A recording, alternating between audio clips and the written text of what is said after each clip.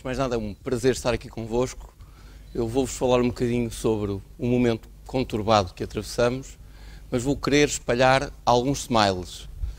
Polvilhei a apresentação de uns quantos e vocês vão, espero eu, encontrar razões para sorrir e não só para nos preocuparmos, porque de preocupações, digamos que eu não preciso vos falar, todos os dias temos demasiado. E vou começar por vos falar sobre a minha experiência de vender engenharia portuguesa. É aquilo que sei falar, não gosto de falar do que não sei. E vou querer-vos contar um bocadinho da minha experiência, partilhar essa experiência. Não posso deixar de contextualizar o momento em que estamos. Portugal, há sensivelmente 2 anos, estava na iminência de não poder pagar salários aos funcionários públicos. Quando o IMF, o Fundo Monetário Internacional, entrou em Portugal, nós estávamos a um mês de não pagar salários na função pública. Se calhar menos de um mês. Portugal tem neste momento 1 milhão de desempregados e nós sabemos quão duro deve ser a situação de querer trabalhar e não conseguir. Não posso deixar de começar por aqui porque acho muito importante termos consciência de onde estamos. Não é uma situação agradável. No entanto, desde o início de 2010, nós vimos a fazer reformas sistematicamente que adiamos durante dezenas de anos. E eu vou começar por vos dizer, entre comas, que acho esta crise bendita. Vou voltar a dizer, entre comas, eu acho esta crise bendita.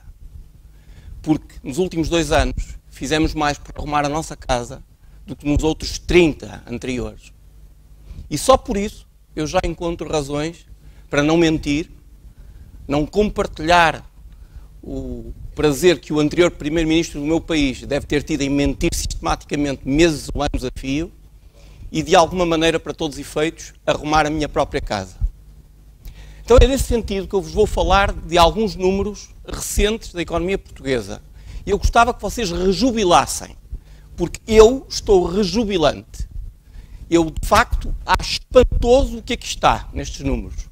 Estes números são, no mínimo, um milagre. Em 2010, no primeiro trimestre de 2010, nós importávamos 15.457 milhões de euros.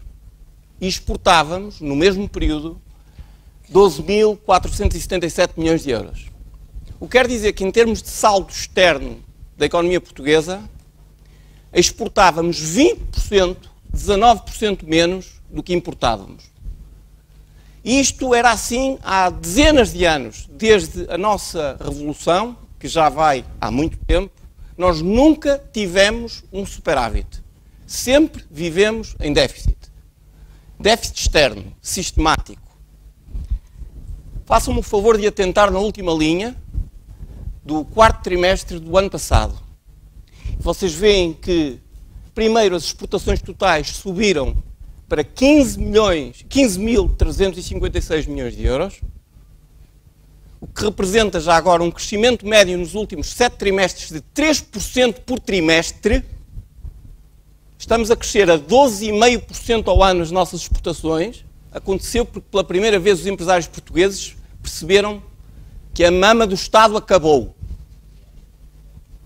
E como não há dinheiro, tiveram de fazer pela vida, com tudo o que isso significa de bom e de mau, e vender o que sabiam fazer lá fora. Eu tenho pena que tenha sido preciso quase entrar em bancarrota para descobrir uma coisa razoavelmente evidente. Portugal é um país pequenino e só pode ser sustentável se tiver pelo menos 50% de exportações no PIB. Neste momento vamos com 35%, ainda nos faltam 15%. O que é espantoso é que estamos com 3% de déficit externo. E segundo rezam as últimas contas, os números ainda não estão prontos, a situação do primeiro trimestre ainda foi melhor. Estamos muito perto de atingir o superávit. Há 2 anos, se alguém dissesse isto da economia portuguesa, provavelmente recebia uma resposta do género: o que é que tomaste hoje de manhã? Portanto, estes números, de facto, são espantosos. Dir-me-ão, também é verdade porque as importações caíram a pique. É verdade, elas caíram a pique. Mas, em abono da verdade, a gente não os podia pagar. Nós não podíamos continuar a importar de maneira desenfreada como estávamos a importar, porque não somos ricos. Nós temos manias de rico, mas somos pobres. E quando um tipo é pobre, é suposto não se comportar como rico. Normalmente é isso que nos ensinam quando somos pequenos. Eu gostava de começar por aqui porque acho para todos os efeitos que estes dados são deveras inebriantes.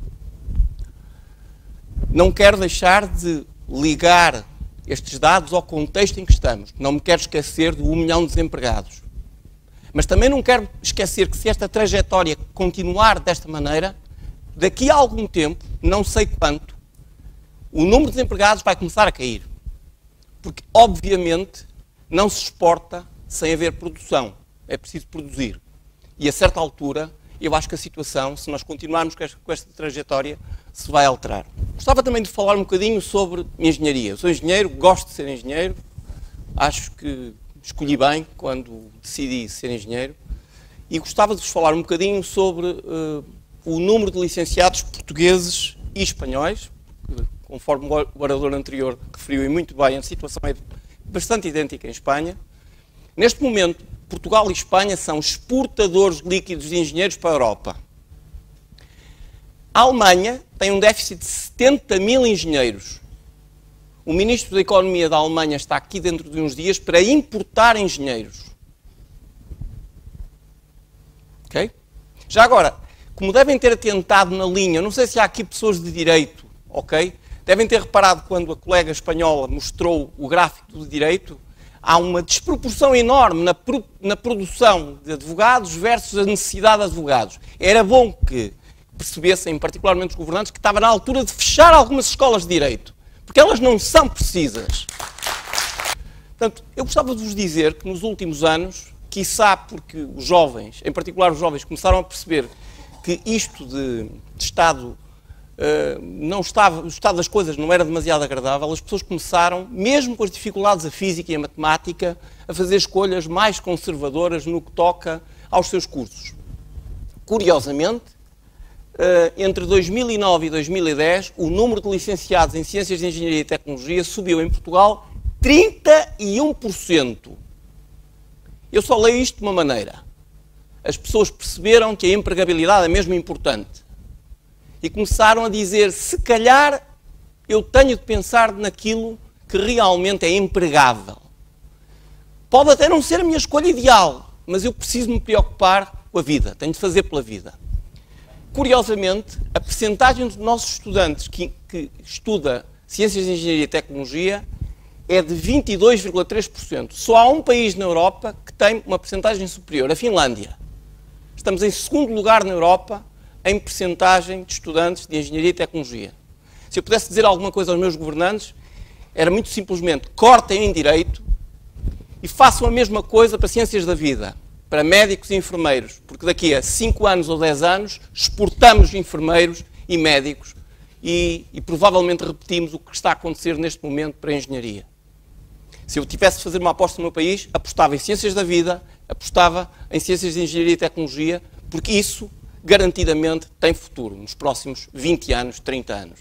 Não apostava em Direito. E não tenho nada contra o Direito. Só não acho que sejam precisos tantos. São precisos menos.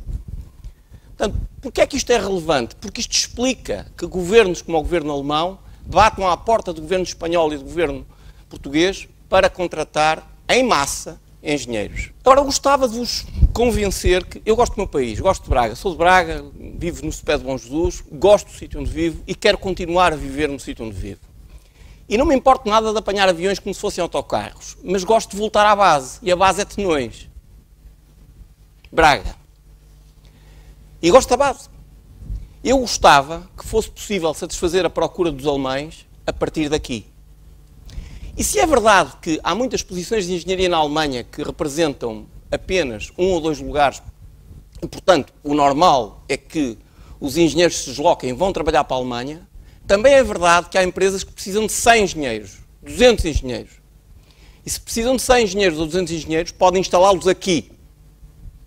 E é isso que eu espero que o meu governo faça do ponto de vista da diplomacia económica. É que convença o ministro alemão a colocar as empresas alemãs aqui. E se for preciso a gente aprender alemão, eu tenho a certeza que se a gente aprender o cálculo diferencial e equações diferenciais, também aprende alemão. Okay? Eu gostava de chamar a vossa atenção para mais uma ou duas coisas. As exportações de tecnologia portuguesa já são da ordem dos 700 milhões de euros por ano.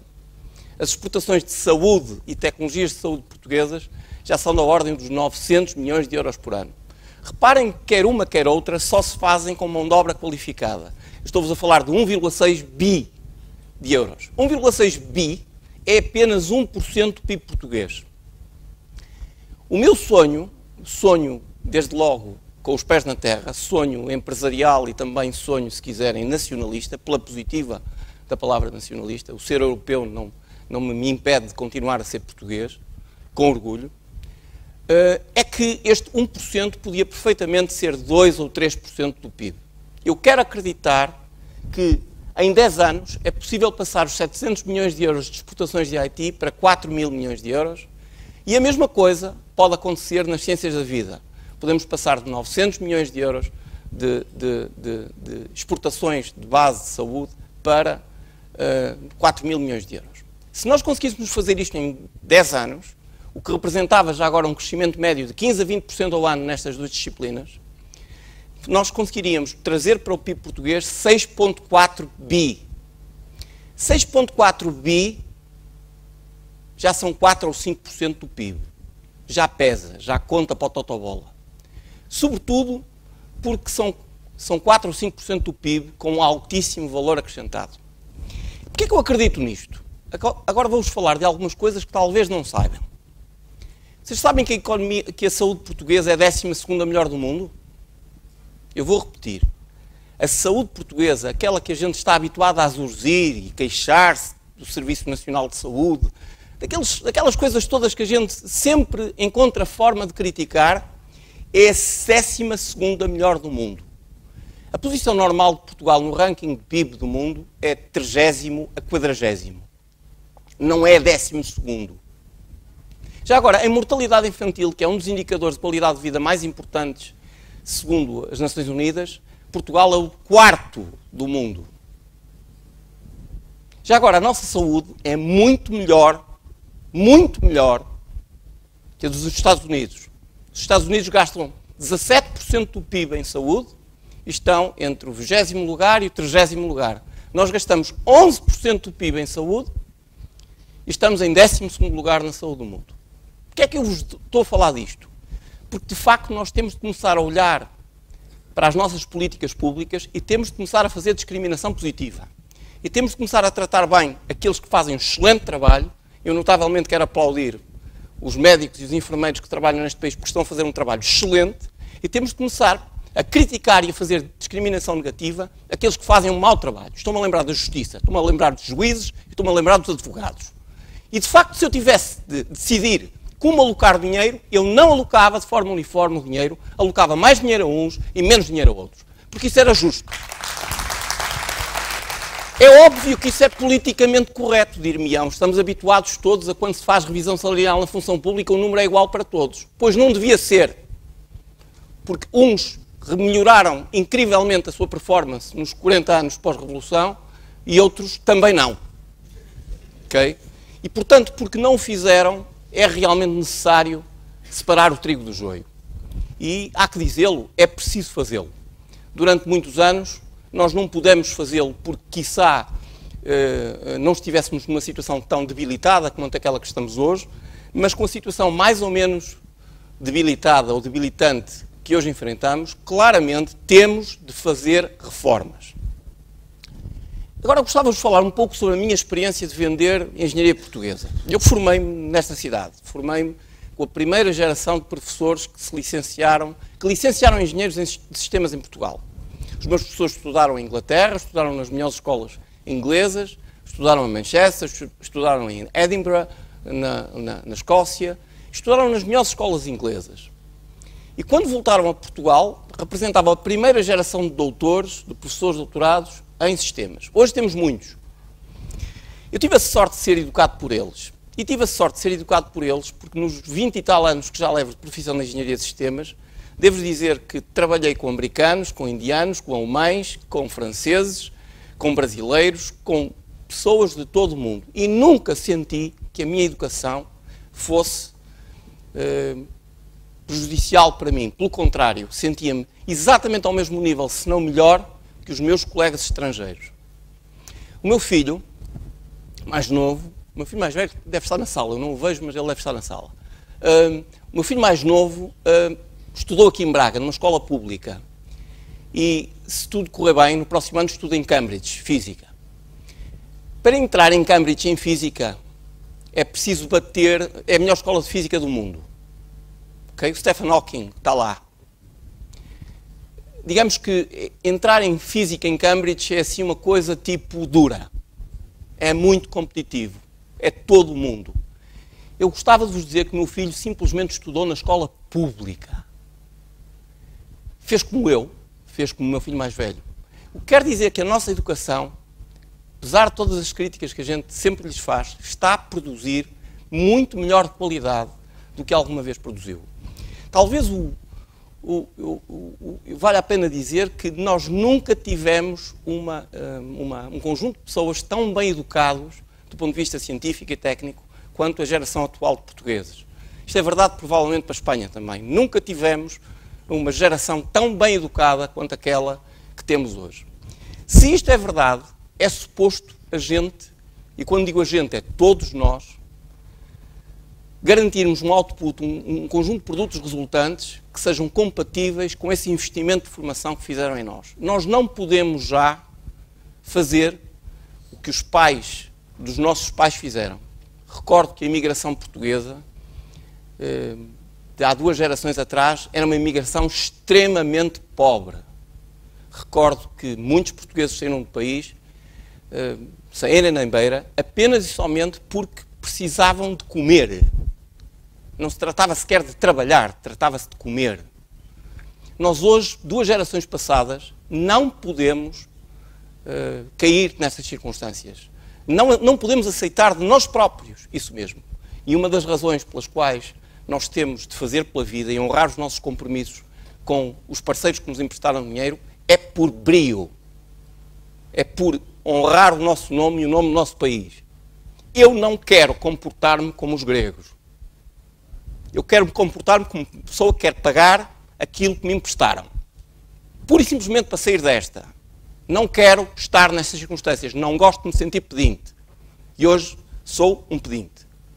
E não gosto de me sentir como pedinte.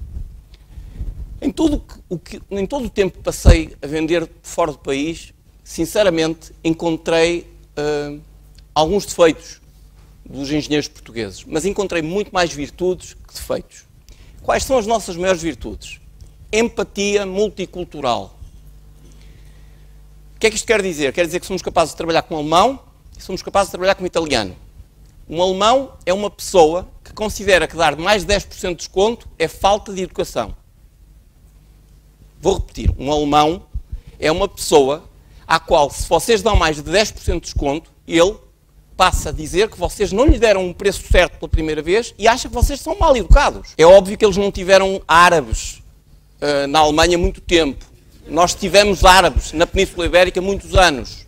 E é por isso que há diversidade na Europa. É porque para nós, barganhar e discutir um desconto faz parte do jogo. E isso é cultural. Não é nenhuma ofensa, mas é a maneira como fomos educados. Isso transmite-se por via genética há muitos anos. O nome da minha mãe é árabe, chama-se Alda. É um nome árabe. Com tudo que isso tem de bom e de mau. É o que é. Um italiano é uma pessoa, diferente do alemão, que considera que mais de 40% de desconto é que é boa educação.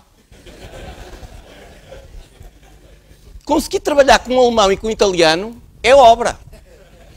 Porque realmente eles são diferentes. Essa é a força da Europa. A Europa tem muitas fraquezas, mas a força da diversidade realmente está connosco. Eu encontrei uma enorme capacidade da engenharia portuguesa de trabalhar em contextos muito diversos, e isso num mundo cada vez mais multicultural, num mundo em que é absolutamente crítico e necessário trabalhar em equipa. Esta empatia multicultural é algo fundamental e muito, muito positivo. Quero também dizer, já falei da qualidade da educação universitária, que encontro nos últimos 2 anos uma consciência, em particular nos jovens, e devo dizer para todos os efeitos isto com algum peso, porque já tenho quase 50 anos e já não me sinto tão jovem quanto já me senti. Mas encontro nos jovens engenheiros com quem me deparo diariamente uma consciência muito maior da situação em que nos encontramos. Eu diria que há 3 anos não havia consciência coletiva do sítio onde nós estávamos no mundo e hoje, 2 anos envolvidos, 3 anos envolvidos, eu acho que essa consciência existe, em particular nos jovens. Porquê é que isto é importante? Porque as pessoas já perceberam que ninguém lhes vai resolver os problemas. Desta vez não é o Estado que vos vai resolver o problema. Ou vocês tratam de vocês próprios, ou não há ninguém que trate o problema por vocês. Estão a perceber o que eu estou a dizer? Eu estou a dizer claramente que façam pela vida. Porque não há ninguém que vos vá resolver os vossos problemas. Eu encontro esse sentimento de uma maneira assumida e de uma maneira que começou por ser pesada, mas agora já é mais leve porque mais consciente. Do lado negativo, o que é que falta a Portugal ainda?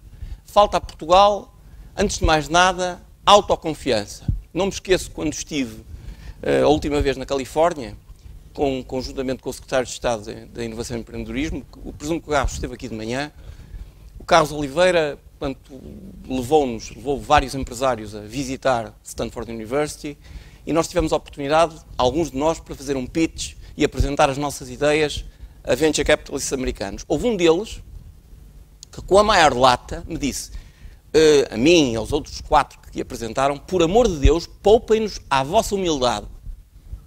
Nós já estamos fartos da vossa humildade. Nós aqui queremos pessoas que até podem ser arrogantes, mas têm de ser autoconfiantes. Escuso-vos dizer que os tratei de cima da burra. Porque a mim ninguém me diz isso. Eu gosto de humildade. Eu acho que a humildade é uma propriedade que cabe bem em qualquer lugar. Mas compreendo perfeitamente um americano que diz que nós temos excesso de humildade. O que se confunde, muitas vezes, e facilmente, com falta de autoconfiança. Temos de alterar isso. Isso só se faz jogando internacionalmente. Porque à medida que nós jogarmos internacionalmente, nós vamos, para todos os efeitos, ser capazes de ver que não somos nem melhores, nem piores que os outros. Se somos alguma coisa, quiçá sejamos melhores que os outros e vamos conquistar com naturalidade essa autoconfiança. Recordo-me um treinador da Seleção Nacional, provavelmente o português, o português mais... o brasileiro mais português do Brasil, certo? É o Filipão, o homem, por todos os efeitos, que era treinador da Seleção Nacional. Recordo-me que ele só fez uma coisa a Portugal. Convenceu os portugueses que eles podiam ganhar sempre que entrassem em campo. E a única diferença entre o Filipão, era Filipão e antes de Filipão, é que Portugal passou a entrar em campo para tentar ganhar sempre. Eu costumo dizer, sou do Benfica, é uma doença. Eu não me importo que o meu clube perca. Eu importo-me é que o meu clube não tente ganhar. Eu não admito a um jogador do Benfica que não tente ganhar. Pode perder. Agora, não tentar ganhar não é aceitável nem razoável. Sobretudo com aquela camisola. Porquê é que eu estou a dizer isto? Porque acho para todos os efeitos que isto é fundamental num mundo hipercompetitivo e em que essa autoconfiança é uma propriedade fundamental para vencer.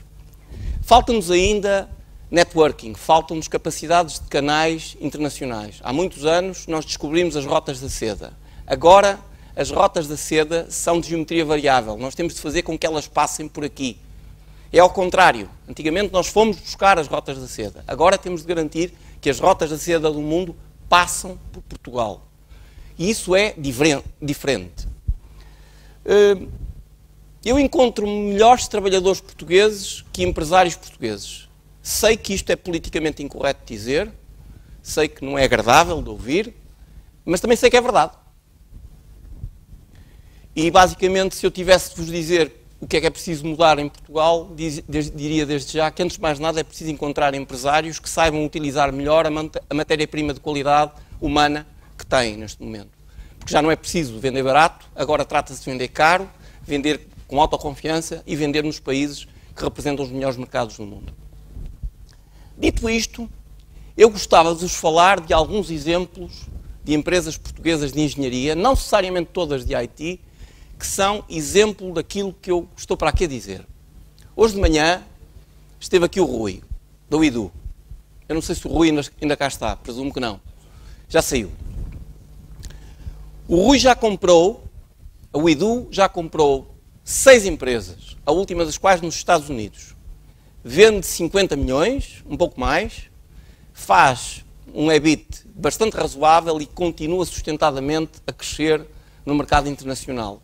Provavelmente é um dos 2 ou 3 campeões de Revenue Assurance, um nicho de trabalho para telecomunicações do mundo. Dir-me-ão, 50 milhões não é muita coisa.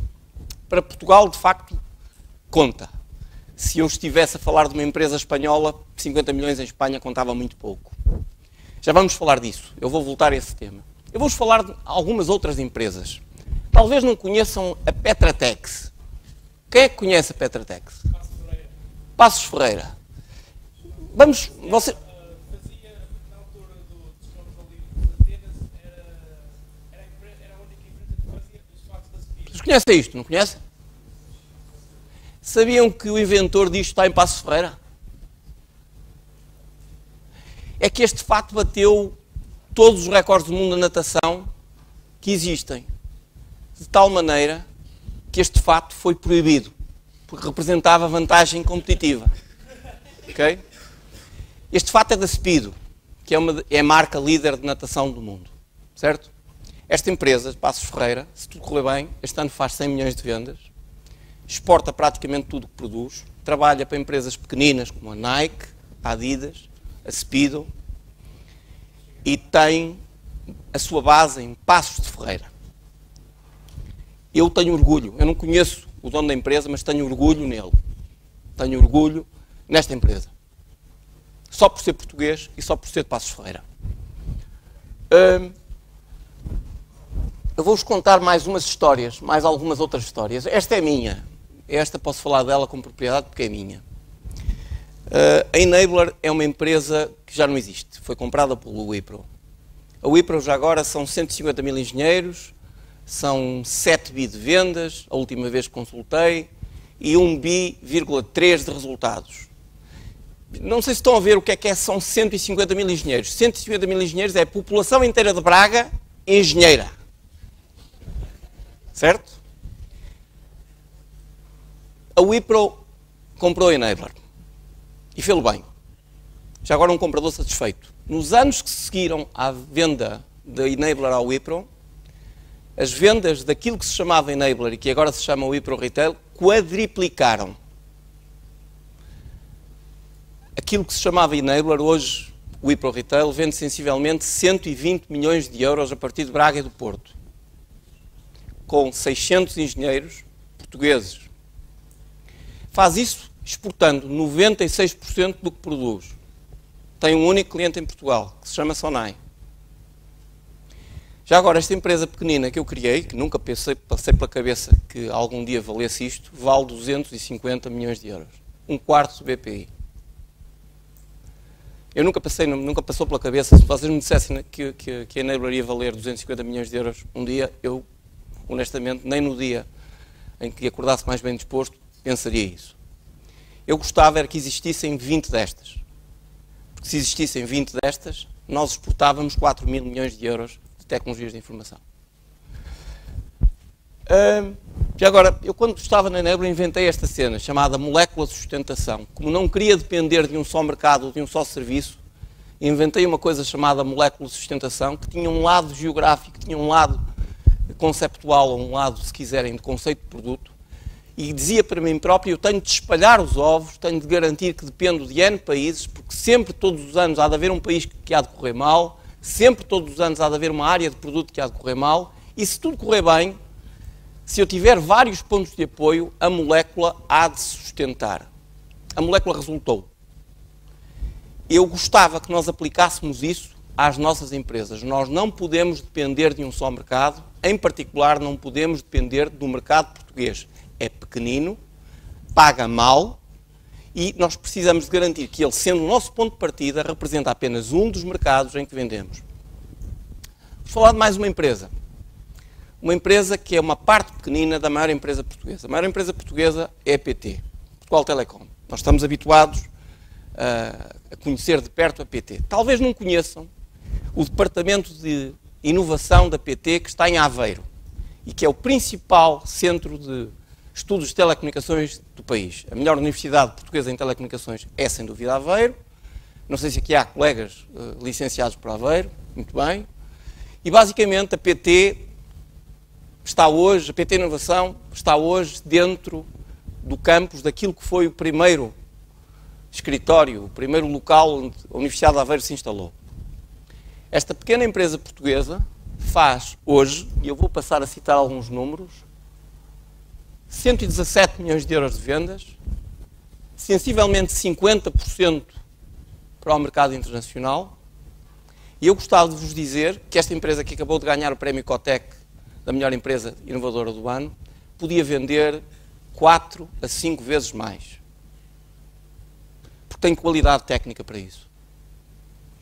A maior rede inteligente do mundo, em termos de número de utilizadores, é a rede da Vivo.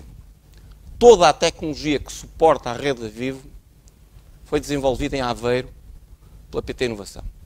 Mais uma vez, eu tenho orgulho nesta empresa.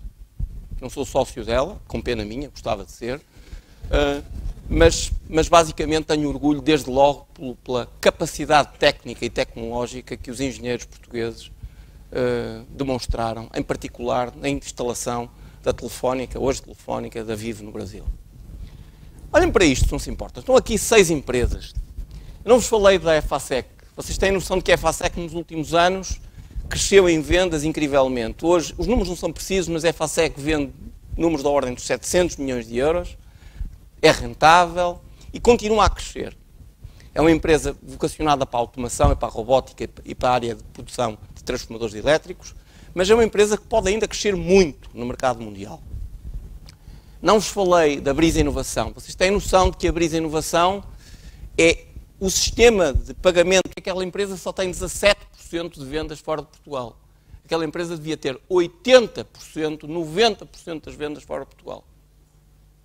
Isto porquê? Porque eu viajo por todo o mundo usando autoestradas de outrem, nos Estados Unidos, na Índia, na China, e os sistemas melhores de processamento de sinal são de longe os portugueses.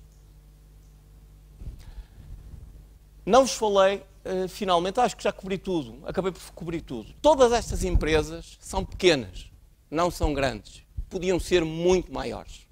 Bastava meterem na cabeça que realmente não são empresas de Portugal, são empresas do mundo, que por acaso partem de Portugal. Eu gostava de vos lembrar que o Skype, quando foi criado e depois vendido mais tarde ao eBay, foi criado na Estónia. Não é uma companhia de Silicon Valley. Mas um dos donos do Skype está proibido de entrar nos Estados Unidos porque senão é preso. Porque ele fundou o Kazaa antes de fundar o Skype e ainda tem processos da indústria discográfica americana contra ele. Portanto, não pode entrar nos Estados Unidos. O mundo em que nós estamos é um mundo em que, de facto, Silicon Valley, com todo o respeito, já não é só Silicon Valley. Há muitos Silicon Valleys no mundo. Eu gosto de falar do Silicon Valley, que é aqui, em Braga. A gente troca os Bs pelos Vs, percebem? Não posso deixar de referir as empresas espanholas, porque acho que a Espanha, deste ponto de vista, tem algumas lições a dar a Portugal. A Espanha é 5 vezes maior que Portugal. Mas não é só 5 vezes maior que Portugal. Eu acho que a Espanha é mais vezes maior que Portugal, porque no domínio da engenharia tem empresas que, de facto, em proporção, são muito maiores que 5 vezes. Vou-vos falar de algumas. A Indra é um dos 2 únicos integradores na Europa que eu, se fosse acionista, gostaria de ser investidor. Só há 2. Gostava de ser investidor da Indra e gostava de ser investidor da Tietonator no Norte da Europa. São os únicos que me interessariam. Não me interessava a Capgemini, não me interessava a Lógica, não me interessava a Atos, Origin, não me interessava nada disso. Só me interessava a Indra e a Tietonator. Porquê? Porque consistentemente têm boa performance económica. Consistentemente, ao longo de muitos anos. Parte disto deve-se a terem aproveitado bem as oportunidades no mercado espanhol e na América Latina, porque as empresas espanholas espalharam-se e bem pela América Latina. Mas não posso deixar de pensar que a Indra é mais do que isso já. Estamos a falar de uma empresa que vende bilhões. Estamos a falar de uma empresa que produz o único simulador de caça americano fora dos Estados Unidos. Vou repetir. É a única empresa que produz um simulador de caça americano fora dos Estados Unidos. Já agora, isto é alta tecnologia e só é produzida por quem for de confiança dos americanos. Se os americanos não confiarem na entidade, por muito bons, muito competentes que sejam tecnicamente, não fazem o trabalho. Essa empresa é apenas uma de várias que ali estão que são bilionárias. A Telefónica é a terceira maior empresa de telecomunicações do mundo. Vende 60 bi. Um terço do PIB português. A Telefónica vende um terço do PIB português. Nós não temos telefónicas, com todo o respeito, de facto, as proporções são diversas. E gostava de falar em particular daquela empresa chamada Televent que está ali. A Televent foi uma empresa que se cotou em Nova Iorque, em Nasdaq, teve sucesso e, passado pouco tempo, foi comprada pela Schneider Electric, que é uma das duas grandes empresas de tecnologia elétrica da Europa. Eu tenho pena que nós, Portugal, nunca tenhamos conseguido cotar nenhuma empresa tecnológica portuguesa em Nasdaq. Eu não fiz isso na Enabler e tenho pena porque gostava de ter sido o primeiro. Vendi a empresa antes. Tenho pena. Porque continuamos sem conseguir vender uma única empresa em IPO, em Nasdaq, seja nas Big Caps, seja nas Small Caps. Eu gostava de terminar com duas asserções. Já perceberam para todos os efeitos que não quero chorar. Por muito duros que sejam os números, acho que a gente, de alguma maneira, está apenas a reparar o muito que destruiu durante muitos anos. Vivemos acima das nossas posses, sistematicamente, mentimos, iludimos-nos a nós próprios e pensamos que alguém iria pagar a conta. Não é suposto alguém pagar a conta, é suposto que nós paguemos a nossa própria conta. É assim em qualquer lado, também é assim connosco. Finalmente estamos a tratar do problema. Finalmente estamos, de forma assumida, a endereçar com humildade e com abnegação os problemas que já tínhamos há muitos, muitos anos. Eu gostava de terminar com duas citações de dois livros. O primeiro é de um senhor chamado Thomas Friedman. O Thomas Friedman escreveu um livro muito famoso em todo o mundo chamado The World is Flat. O mundo é plano. É um jornalista, escreve no Herald Tribune e também no New York Times, e é um tipo que é um cidadão do mundo. Sendo americano, não deixa de ser um cidadão do mundo, um bom observador do mundo. Então ele escreveu um livro, muito recentemente, o livro saiu no final do ano passado, que eu recomendo vivamente. É um livro sobre a América, mas eu acho que é um livro que podia ser escrito sobre todo o mundo ocidental. Todo o mundo ocidental significa Europa e Estados Unidos. O livro chama-se That Used to Be Us, e pode-se ler também That Used to Be the US, e basicamente ele constata que quem lidera agora os conceitos no mundo é a China, não são os Estados Unidos. E ele acaba por dizer, com algum patriotismo americano, espera aí, mas eu estava habituado a quem fazia as coisas líderes no mundo era a América. Agora já não é a América, é a China. Então o livro, que é um livro de 400 páginas, que eu recomendo vivamente, do ponto de vista de leitura, basicamente procura saber porque é que chegamos a este ponto, na América, e o que é que temos que fazer para voltar a ter a grandeza que já tivemos. O livro é muito bom. E há uma frase do livro que eu gosto de citar, porque acho que foi escrita para americanos, mas podia perfeitamente ser escrita para portugueses. Diz ele assim: Every American worker today should think of himself as a new immigrant. Nothing is owed to you. You have to make it on your own. And you have to pay very close attention to the world you're living in. Eu lembrei-me, ao ler isto, de que os imigrantes de Portugal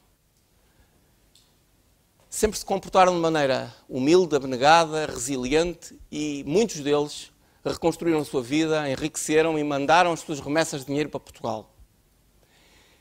Eu andei muitos anos a vender Portugal no mundo. Costumava-me chamar a mim próprio imigrante nómada. Aos imigrantes sedentários e aos nómadas. Eu era nómada. Eu gostava de vos dizer que encontrei muitos portugueses por esse mundo fora e senti sempre que havia uma resiliência, havia uma abnegação dos portugueses imigrantes que eu não encontro cá dentro. Se há alguma receita que nos pode tirar daqui é aplicar aos portugueses que moram em Portugal a receita que, infelizmente, há 2 gerações atrás, os portugueses que tiveram de emigrar aplicaram a si próprios. Portanto, encontro esta frase do Thomas Friedman, que foi escrita para americanos, particularmente ajustada para portugueses. Temos de nos comportar como imigrantes cá dentro. E temos de nos comportar com o mesmo nível de abnegação, com o mesmo nível de orgulho de ser portugueses e com o mesmo nível de resiliência. Para terminar, apenas uma outra citação de um senhor espanhol chamado Carlos Ruiz Zafón, que escreveu um livro que é um best-seller mundial, que eu gosto muito, provavelmente muitos de vocês já leram, porque de facto é um livro extraordinário, recomendo vivamente, literatura excelente e com um personagem extraordinário, o Firmino, que é um velhote que é inesquecível, vai ficar para a história da literatura como um dos personagens interessantes da história da literatura. E não digo mais. Diz ele, a certa altura, o destino costuma estar ao virar da esquina, como se fosse um gatuno, uma rameira ou um vendedor de lotaria, as suas 3 encarnações mais batidas. Mas o que não fazem visitas ao domicílio. É preciso ir atrás dele.